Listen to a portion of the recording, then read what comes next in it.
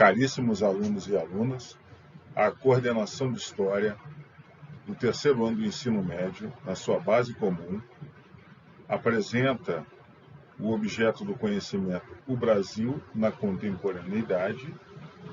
Esta é a 7ª aula das 7 previstas nesta semana 40, que vai de 25 a 29 de outubro de 2021. Lembramos que esta aula fecha não só esse conteúdo, como o conteúdo do terceiro trimestre do corrente ano e também o conteúdo de todo o ensino médio na disciplina de História. Vejamos então aqui o cronograma do nosso terceiro trimestre letivo. Estamos então aqui na semana 40, iniciando no dia 25. Lembrando que nós temos aqui 2 dias que não teremos aula. Objetos do conhecimento da base comum que veremos. Então, estamos na semana 40, fechando o Brasil na contemporaneidade.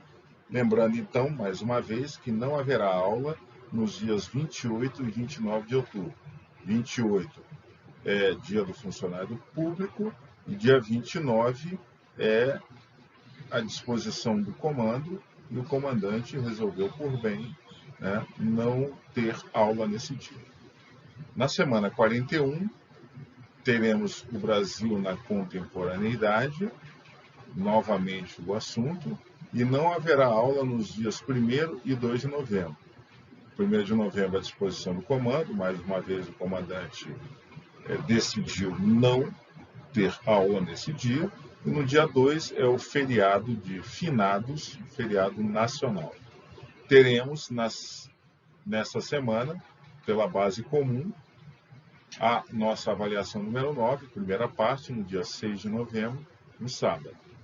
Na semana 42, permanecendo o assunto Brasil na contemporaneidade, teremos na base comum a 9, segunda parte, no dia 3 de novembro, no sábado. Lembrando que a nossa prova está marcada para o primeiro sábado, a primeira parte, no dia 6 de novembro. Roteiro geral. Roteiro deste objeto do conhecimento.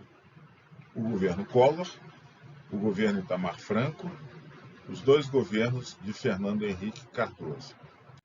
Continuando, os 2 governos de Luiz Inácio Lula da Silva, os 2 governos de Dilma Rousseff e o governo Temer.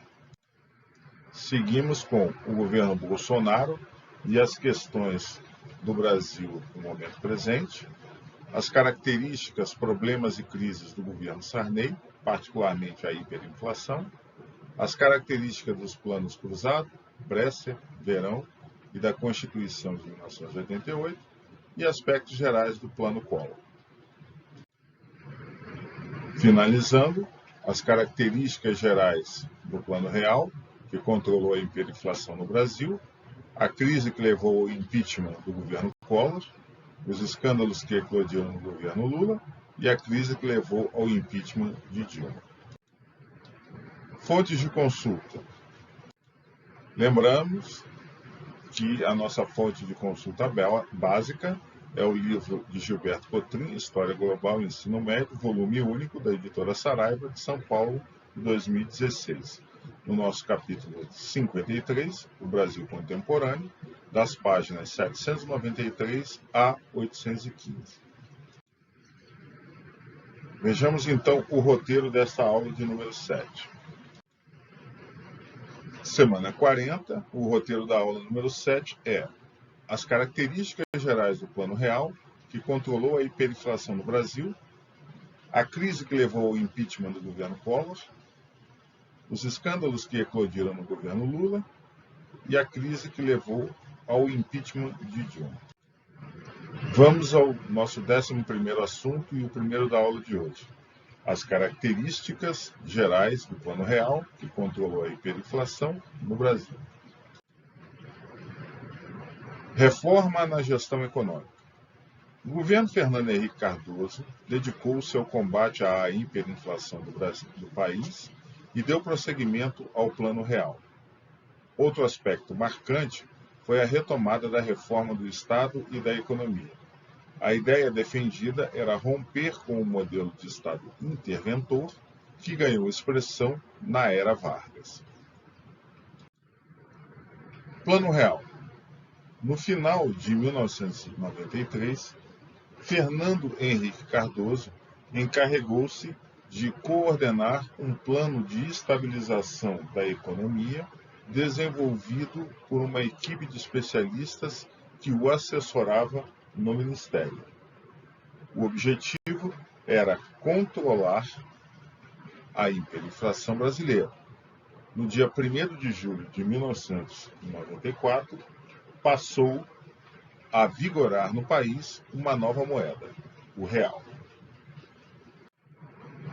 Vemos então aqui nessa foto a equipe do Plano Real, que fez um estudo da hiperinflação do Brasil e depois eles passaram a propor uma solução para esse grave problema que assolava o Brasil havia anos, e chegando então à solução desta grave crise e deste grave problema brasileiro.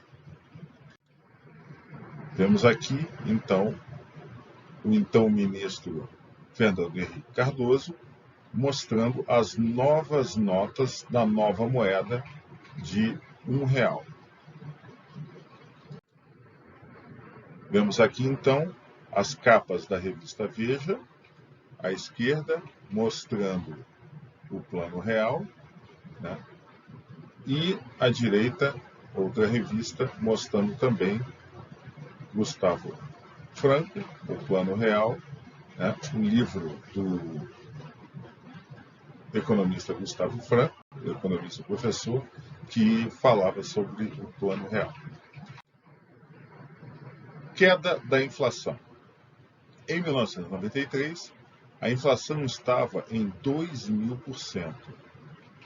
A inflação desabou 50% ao mês, de junho de 1994, para cerca de 4% em julho de 1994, ou seja, em um mês.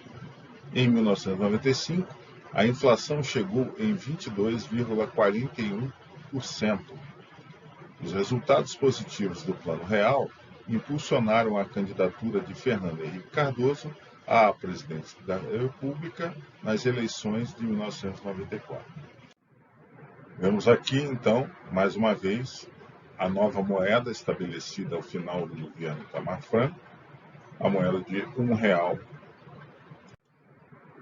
Vejamos o próximo assunto, a crise que levou ao impeachment do governo Collor. Denúncias de corrupção. Denúncias envolvendo a cúpula governamental e a própria família Collor. Instituição de uma comissão parlamentar de inquérito, CPI, em maio de 1992, para apurar as eventuais irregularidades. Vemos à esquerda, então, a capa da revista Veja, que mostrava o Jardim do Marajá da Dinda, certo? Visto que Fernando Collor de Mello fez propaganda para a presidência da República com o slogan de caçador de Marajás. E à direita, a foto da revista Veja, numa edição extra, mostrando que o presidente havia caído por força de um impeachment. Impeachment. A CPI apresentou um relatório que incriminava o presidente Collor. O relatório abriu caminho legal para o impeachment, que foi aprovado pela Câmara Federal em 29 de setembro de 1992. Fernando Collor foi impedido de exercer a função de presidente da República para ser julgado pelo Senado Federal. Vemos aqui, então, outras duas capas da revista Veja. A da esquerda, falando sobre Pedro Collor conta tudo, e o irmão do presidente, que fez um depoimento onde apresentou denúncias contra seu irmão, o então presidente da República, Fernando Collor de Mello. À direita, outra capa da revista Veja, de 1992, que menciona novamente o impeachment e a saída do poder de Fernando Collor de Mello. Itamar Franco, em 2 de outubro de 1992, vice-presidente, assumiu a presidência da República. Itamar Franco governou interinamente até 29 de dezembro de 1992. Neste dia, Collor entregou sua carta-renúncia, mas o julgamento no Senado Federal prosseguiu e cassou seus direitos por 8 anos. Nosso próximo assunto, os escândalos que eclodiram no governo Lula. Denúncias de corrupção. Tivemos a CPI dos Bingos, a CPI dos Correios e o Mensalão.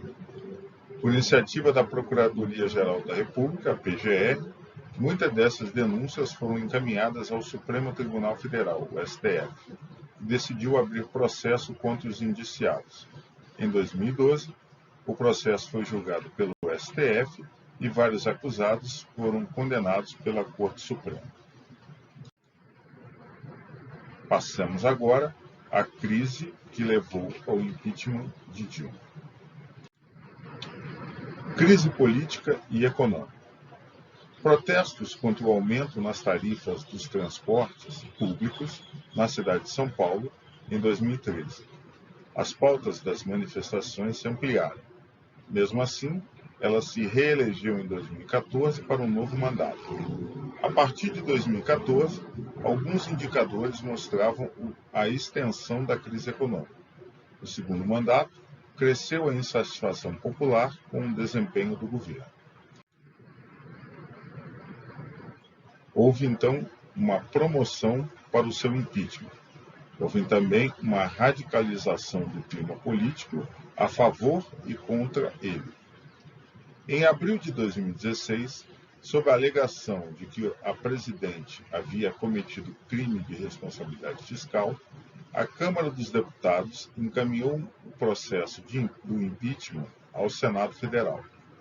Em 12 de maio, a maioria dos senadores votou pelo afastamento da presidente Dilma Rousseff da presidência do Brasil.